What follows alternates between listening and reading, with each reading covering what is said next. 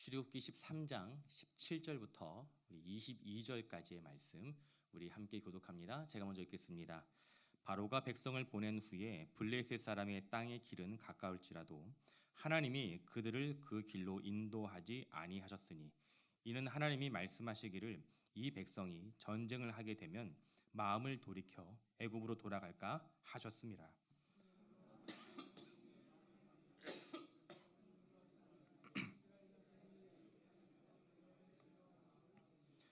모세가 요셉의 유고를 가졌으니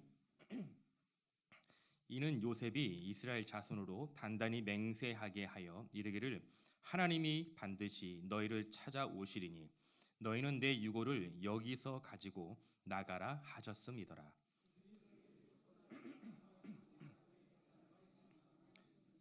여호와께서 그들 앞에서 가시며 낮에는 구름 기둥으로 그들의 길을 인도하시고 밤에는 불기둥을 그들에게 비추사 낮이나 밤이나 진행하게 하시니 낮에는 구름 기둥 밤에는 불기둥이 백성 앞에서 떠나지 아니하니라. 아멘. 애굽의 절대 권력자 바로와의 힘겨운 씨름 끝에 이스라엘 백성들은 결국 출애굽을 하게 되었습니다.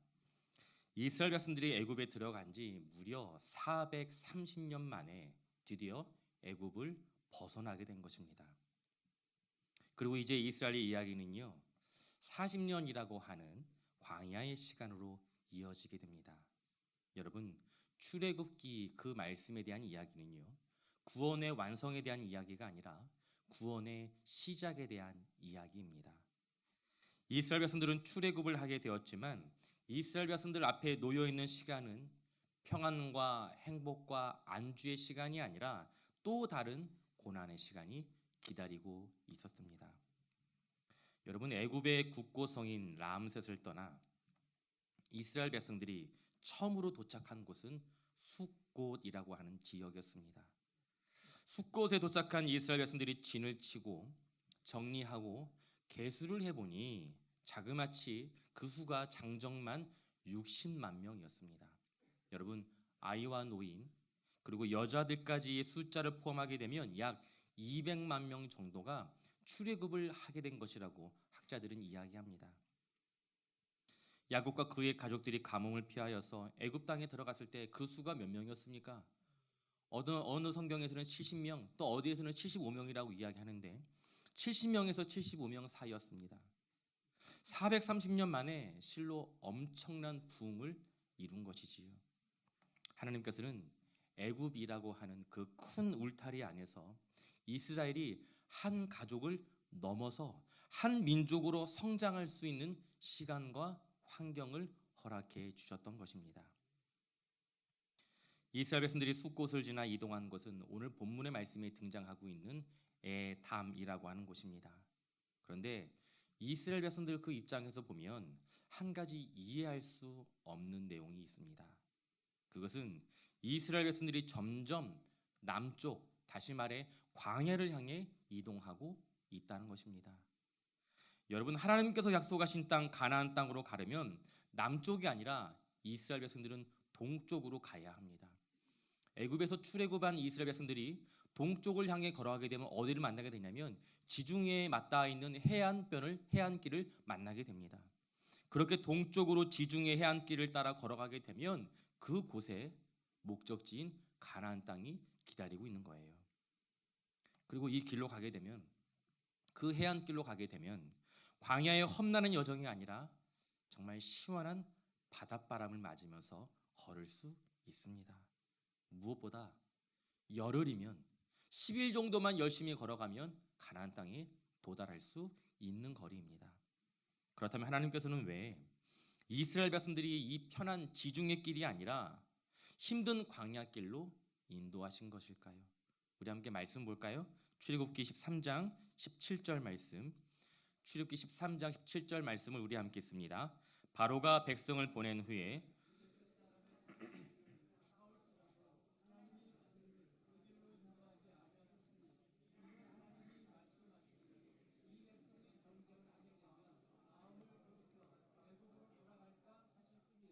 아멘.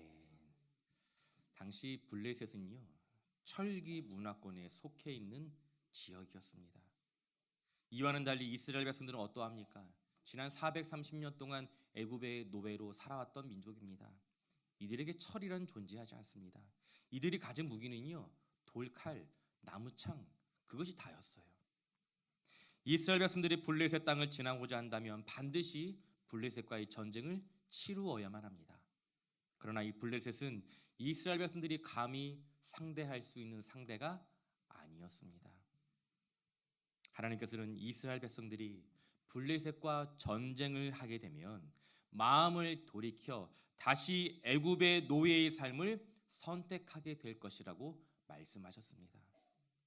여러분, 지금 이스라엘 백성들에게 필요한 것은요, 속도가 아니라 정확한 방향입니다.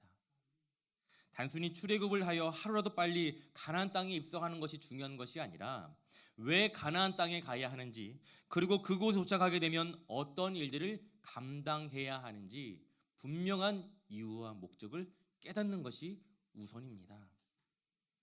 하나님께서는 단순히 이스라엘 백성들이 살아갈 그 땅과 삶의 터전을 주시기 위해 가나안 땅을 허락하신 것은 아니었습니다. 이스라엘 백성들은 가나안 땅에 도착하게 되면 그곳에 살고 있던 원주민들을 무력으로 쫓아내야 합니다. 가나안 땅의 진멸이라고 하는 가나안 정복 전쟁을 치루어야만 하는 거예요. 그렇게 죄로 물든 가나안 땅을 심판해야 하고 그 땅을 하나님께서 통치하시는 거룩한 땅으로 회복시켜야 하는 이 사명이 이스라엘 백성들에게 주어질 것입니다. 이와 같은 사명을 감당할 수 있는 하나님의 군대로 세우시기 위해 하나님께서는 이스라엘 백성들에게 광야라고 하는 이 훈련의 시간과 훈련의 장소를 허락하셨던 거예요. 그렇게 지중해의 편한 길이 아니라 광야를 향해 남쪽으로 가는 그 여정 가운데 도착하게 된 에담. 여러분, 그 에담에서는요, 이스라엘 백성들이 아주 신비한 경험을 하게 됩니다. 본문의 말씀을 보니까 하나님의 임재를 상징하는 구름 기둥을 마주하게 되었다고 성경은 기록하고 있습니다. 우리 본문의 말씀 13장, 출애굽기 13장 20절부터 우리 22절까지, 13장 20절부터 22절까지 함께 읽습니다. 그들이 숫곳을 떠나서 광야 끝 에담의 장막을 치니 여호와께서 그들 앞에서 가시며 그들의 길을 인도하시고 밤에는 불 기둥을 그들에게 비추사 낮이나 밤이나 진행하게 하시니 낮에는 구름 기둥 밤에는 불 기둥이 백성 앞에서 떠나지 아니하니라. 아멘. 구름의 첫 번째 역할은요, 보호하심이었습니다. 보호하심이었어요. 성경에 기록된 구름 기둥이라고 하는 이 표현 때문에 사람들은요, 기둥처럼 생긴 구름을 상상하였습니다. 그러나 이후에 나오는 기록들을 보게 되면 구름 기둥은 이스라엘 성막 위에 덮인 구름을 의미하는 것이었습니다. 여러분, 성막 위에 떠오른 그 구름은 단순한 구름이 아니었습니다. 낮에는 광야의 그 뜨거운 햇볕으로부터 이스라엘 백성들을 보호해 주었습니다. 그리고 밤이 되면요, 그 구름 가운데 불이 있어서 극심한 추위로부터 이스라엘 백성들을 보호해 주었습니다. 그렇다면 구름의 두 번째 역할은 무엇일까요? 우리 출애굽기 40장 36절부터 38절까지 말씀, 출애굽기 40장 36절부터 38절까지 말씀 함께 있습니다. 구름이 성막 위에서 떠오를 때에는 이스라엘 자손이 그 모든 행진하는 길에 앞으로 나아갔고 구름이 떠오르지 않을 때에는 떠오르는 날까지 나아가지 아니하였으며 낮에는 여호와의 구름이 성막 위에 있고 밤에는 불이 그 구름 가운데 있음을 이스라엘의 온 족속이 그 모든 행진하는 길에서 그들의 눈으로 보았더라. 아멘. 여러분, 구름의 두 번째 역할은 인도하심이었습니다. 인도하심이었어요. 구름은 이스라엘 백성들 그 각진의 중심에 있는 성막을 중심으로 이동하였습니다. 어디서든 구름이 성막 위에 가까이 내려와 머물 때면 이스라엘 백성들은 걷던 그 걸음을 멈추고 그곳에 진을 쳐야 했습니다. 그리고 이와는 반대로 구름이 성막 위를 올라갈 때면 진을 걷어서 행진을 해야 했습니다. 다시 말해 이스라엘 백성들의 광야 길을 인도하는 길잡이의 역할을 하였던 거예요. 여러분, 그렇다면 이스라엘 백성들이 그 구름을 따라 걷는 광야의 삶은 어떠했을까요? 우리 한 번 더 말씀 볼까요? 민수기 9장입니다. 민수기 9장 20절부터 22절까지의 말씀 우리 함께 씁니다. 혹시 구름이 성막 위에 머무는 날이 적을 때에도 그들이 다만 여호와의 명령을 따라 진영에 머물고 여호와의 명령을 따라 행진하였으며 혹시 구름이 저녁부터 아침까지 있다가 아침에 그 구름이 떠오를 때는 그들이 행진하였고 구름이 밤낮 있다가 떠오르면 곧 행진하였으며 이틀이든지 한 달이든지 1년이든지 구름이 성막 위에 머물러 있는 동안에는 이스라엘 자손이 진영에 머물고 행진하지 아니하다가 떠오르면 행진하였으니. 여러분, 민수기 33장을 보게 되면 이스라엘 백성들이 40년 동안 그 구름의 길을 따라 걸어가면서 진을 쳤던 지역의 이름들이 소개되어 있습니다. 대략 보니까 40곳에서 42곳 정도예요. 그렇다면 평균적으로 한 해에 한 번 정도 이동을 한 것이다 라고 우리가 생각하기 쉬운데요. 그러나 우리가 조금 전에 읽은 민수기 9장 말씀을 보게 되면 구름이 머문 곳이 이틀에서 1년 정도였던 곳이 있었다고 기록되어 있습니다. 어떤 날은 하루 만에 진을 떠나기도 했고 어떤 날은 이틀, 어떤 날은 한 달, 그리고 어떤 날은 무려 1년 동안 구름이 움직이지 않고 성막 위에 머물러 있었던 거예요. 여러분, 구름이 성막 위에 멈추어 있을 때면 이스라엘 백성들도 그곳에 멈추어 있어야만 했습니다. 그리고 구름이 성막을 떠날 때면 이스라엘 백성들 또한 천막을 걷고 구름을 따라 걸어야 했습니다. 여러분 한번 생각해 보세요. 상상해 보세요. 어떤 날은 한 달 내내 구름이 이동하여서 그 구름을 따라 열심히 걷고 또 걸었습니다. 정말 너무나 힘이 들어서 이제는 좀 구름이 멈추어서 제발 멈추어서 좀 쉬고 싶은데 편하게 잠을 자고 싶은데 구름이 멈추질 않습니다. 그런데 어느 날 구름이 멈추었어요. 얼마나 반가웠을까요? 그렇게 그곳에 장막을 치고 그들이 이제 기대하였던 꿀과 같은 잠을 잘 수 있게 되었어요. 다음날 아침 눈을 떴는데 구름이 움직이고 있어요. 여러분 뭐 남의 이야기라고 별로 그렇게 관심 갖지 않으시는 것 같은데 내 이야기라 한번 생각해 보세요. 욕 나오지 않겠습니까? 이제 좀 쉴만한데 구름이 움직이고 있는 거예요. 어떻게 됩니까? 움직이는 구름을 따라 걸어가야 해요. 여러분, 광야의 여정은요, 몇몇 사람들이 그냥 마음에 맞는 사람들이 모여서 여행을 하면서 텐트를 치고 캠핑하는 그런 여정이 아니었어요. 20세부터 50세까지 장정만 무려 60만 명이었습니다. 그렇다면 아이들과 어른들 그리고 여자들까지 포함하면 몇 명이었다고요? 약 200만 명이 넘었어요. 이 200만 명이 넘는 수많은 사람들의 이동이었습니다. 그리고 이들이 데리고 있던 가축들까지 더하면 정말 엄청난 수가 이동해야 하는 여정이었던 것입니다. 그렇게 200만 명이 넘는 사람들이 머무르게 되는 천막을 치고 걷는 일조차 결코 쉬운 일이 아닙니다. 이와는 반대 경우도 있어요. 어떤 날은 구름이 머문 곳이 물이 부족하고 그 주변 환경도 좋지 않았습니다. 사람들은 빨리 구름이 이동하여서 이곳을 벗어나고 싶은데 그런데 그 다음날 한 달 후에도 두 달 후에도 그리고 1년이 지나도 구름은 그 자리에 머물러 있습니다. 어떻게 해야 합니까? 이스라엘 백성도 그곳에서 멈추어 있어야 돼요. 버텨야 하는 것입니다. 이제 이곳을 떠나 벗어나고 싶은데 구름이 움직이지 않습니다. 이때 이스라엘 백성들은 어떠한 생각을 하게 되었을까요? 여러분, 이스라엘 백성들이 구름길을 따라 삼위길을 걷는 가운데 마실 물이 없게 되어서 고통 가운데 놓여 있는 이스라엘 백성들이 마침내 물을 발견하여 물을 마시게 되었는데 그 물이 도저히 써서 마실 수 없었던 물이 있었습니다. 그 지역의 이름이 무엇입니까? 마라. 여러분, 마라의 쓴물을 경험했던 것이 그 한 예예요.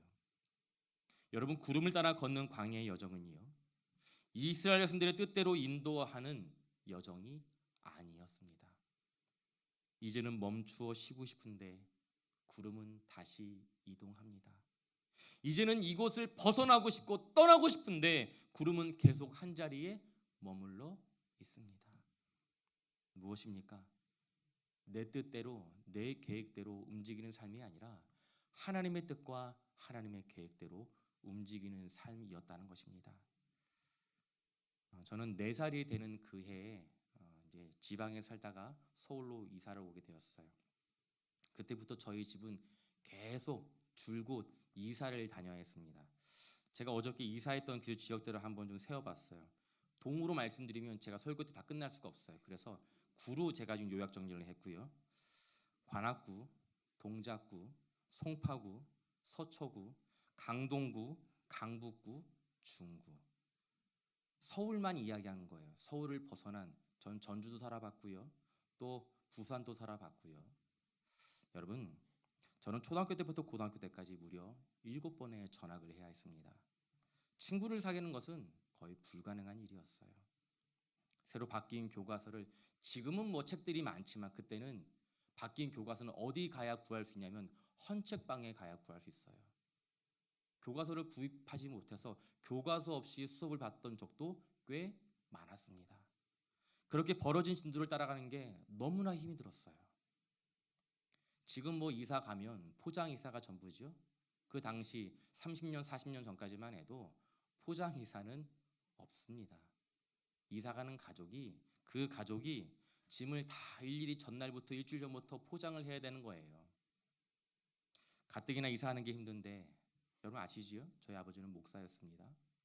책이 얼마나 많은지 몰라요. 그 가난한 집에 책은 왜 이렇게 많았는지, 정말 그 책을 다 갖다 버리고 싶을 정도였어요. 정말 이사라면 신물이 날 정도였습니다. 이제 적응할 때면 이사를 가야 한다고 이야기를 하고 다니던 학교를 그만두고 옮겨야 했습니다. 늘 떠돌이와 같은 삶이 저의 인생이었어요. 그런데 오늘 말씀을 보니까 이스라엘 백성들의 삶이 그러했습니다. 구름을 따라 걷는 이스라엘 백성들의 삶은 어디로 가야 하는지, 이 여정은 언제까지 계속되어야 하는지, 내일 일을 알 수 없는 불안과 염려의 연속이었던 것입니다. 여러분, 200만 명이 넘는 이스라엘 백성들을 지도하고 인도하는 그 모세의 마음과 신경은 어떠했겠습니까? 사도행전 7장을 보게 되면 스데반의 설교가 기록되어 있어요. 그 스데반의 설교를 찬찬히 읽다 보면 모세가 40세부터 80세가 되는 그 해까지 무려 40년 동안 미디안 광야에서 머물렀다는 내용이 기록되어 있습니다. 여러분, 다시 말해 모세는 40년 동안 미디안 광야에서 살았던 경험이 있었습니다. 다시 말해 광야에 대한 상당한 지식이 모세에게 있었다는 거예요. 어느 곳에 진을 쳐야 안전하고, 또 어느 길로 가야 빠른 길이고, 어디에 가면 위험이 있고, 어느 곳에 가면 기회가 있는지 모세는 정확하게 알고 있었습니다. 그러나 이스라엘 백성들은 광야가 처음이었어요. 이들은 어디로 가야 하는지 전혀 지식과 경험이 없었습니다. 그러나 모세는 적어도 어느 곳으로 가야 하는지 그 길은 분명히 알고 있었습니다. 구름이 인도하는 그 길이 모세가 생각했던 길과 일치할 경우에는 문제가 없는데, 그렇지 않은 경우에 모세 또한 심각하게 갈등했을 거예요. 이 길이 아닌데, 이 길로 가게 되면 물이 없는 곳으로 가게 되는데, 그 지역은 하루도 버티기 힘든 지역인데, 그럼에도 불구하고 모세는 자신의 경험과 생각이 아니라 오직 하나님의 말씀과 그 인도하심에 순종하여 구름을 따라 걷는 광야의 여정을 감당하였던 것입니다. 여러분, 구름이 인도하는 길은요, 가장 편안한 길이 아니었습니다. 또한 가장 빠른 길도 아니었습니다. 그 길은 말 그대로 광야의 길, 고난의 길이었습니다. 구름을 따라 걷는 길은 고난의 길이었어요. 모세와 이스라엘 백성들은 그 구름이 인도하는 길을 따라 무려 40년이라고 하는 그 시간 동안 광야에서 지내야 했던 것입니다. 제가 요 며칠 출애굽기 말씀 묵상하면서 하나님께서 우리를 이 구름 기둥처럼 분명한 표징으로 우리를 인도해 주시면 얼마나 좋을까라는 생각을 잠시 해보았습니다. 무언가를 선택하고 결정할 때마다 하나님께서 그 분명한 답을 알려주신다면 얼마나 좋을까. 계속 시험을 준비해야 하는지 아니면 이 시험을 포기해야 하는지, 이사를 가야 하는지 말아야 하는지, 결혼을 해야 하는지 결혼을 하지 않고 평생 혼자 살아가야 하는지, 참고 견뎌야 하는지 아니면 포기해야 하는지, 수많은 선택과 결정의 순간순간마다 하나님께서 그 답을 알려주신다면 얼마나 좋을까라는 생각을 해보았습니다. 여러분, 그런데 정말 좋을까요? 우리가 계획하는 모든 일들마다 하나님께서 그 답을 분명하게 알려주신다면 여러분 행복하시겠습니까? 성막 위에 떠오른 구름 위의 움직임을 보면서 떠나야 할지 멈춰야 할지 결정하는 일은 언뜻 생각해 보면 쉬운 일처럼 느껴지지만 실상은 전혀 그렇지 않았다는 거예요. 미디안 광야길에 대해 상당한 지식과 경험을 가지고 있었던 그 모세가 구름이 인도하는 방향으로 가기 위해 때로는 자신의 생각과 판단을 내려놓고 꺾어야 했던 것처럼 우리가 하나님을 믿고 의지하기 위해서는 때로는 나의 꿈과 나의 계획 그리고 나의 생각과 나의 판단을 내려놓아야 할 때가 있습니다. 내가 가고 싶은 방향이 아니라, 내가 원하는 속도가 아니라 하나님께서 원하시는 방향과 하나님께서 원하시는 속도에 맞춰야 한다는 것이지요. 잠언서 말씀은 이렇게 우리에게 이야기합니다. 잠언 16장 9절인데요. 잠언 16장 9절 말씀 함께 있습니다. 사람이 마음으로 자기의 길을 계획할지라도 그의 걸음을 인도하시는 이는 여호와시니라. 아멘. 누가 우리의 걸음을 인도하신다고요? 여호와입니다. 여호와 하나님이세요. 우리가 나의 인생을 계획하고 내 뜻대로 살아가는 것처럼 우리가 생각하고 있을지는 몰라도 진정으로 우리의 삶을 인도하시고 우리의 걸음을 인도하시는 분은 여호와 하나님이신 줄 믿습니다. 때로는 정말 오랜 시간 동안 계획하고 준비한 일들이었는데 그 일을 포기해야 할 때가 있습니다. 이와는 반대로 전혀 준비되지 않는 일을 억지로 등 떠밀려 시작해야 할 때가 있습니다. 그런데 그 길이 막힌 길일 것 같았고 실패한 길인 것 같았는데 시간이 흘러 나중에 보니 그 길은 하나님께서 길을 바꾸신 길이었으며 하나님께서 인도하신 길이었고 하나님께서 함께 동행한 길이었음을 우리는 깨닫게 될 때가 있습니다. 왜 이런 고통의 시간을, 왜 이런 어려움의 시간을 우리에게 허락하시는 걸까? 그때는 우리가 깨닫지 못했는데 나중에 보니 그 광야의 시간, 그 고통의 시간을 통해 나를 새롭게 빚고자 하시는 하나님의 놀라운 계획과 섭리가 담겨져 있었던 것입니다. 여러분께 죄송한 이야기인데요. 제가 오늘까지만 이 죄송한 이야기를 하고 다시는 안 할게요. 사실 저는요, 단임 목회에 대한 계획이 없었던 사람이었습니다. 할 수만 있다면 저를 인정해주고 저를 필요로 하는 교회에서 오랜 시간 동안, 언제까지요? 은퇴할 때까지 부교육자로 사는 것이 저의 목표였습니다. 사실 단임 목회라고 하는 그 무거운 짐을 지고 싶지 않았어요. 저희 아버지가 사역했던 그 모습을 보니까 저는 감당하기 어렵겠더라고요. 내가 감당할 수 있을까? 그 목회의 사역을, 단임 목회의 사명을 내가 감당할 수 있을까? 저는 감당하지 못할 것이라 생각했습니다. 그래서 생각해낸 저의 알량한 계획이 은퇴할 때까지, 몇 세까지요? 70세까지 부교역자로 그렇게 평안하게 사역하다가 은퇴하는 것이 저의 목표였습니다.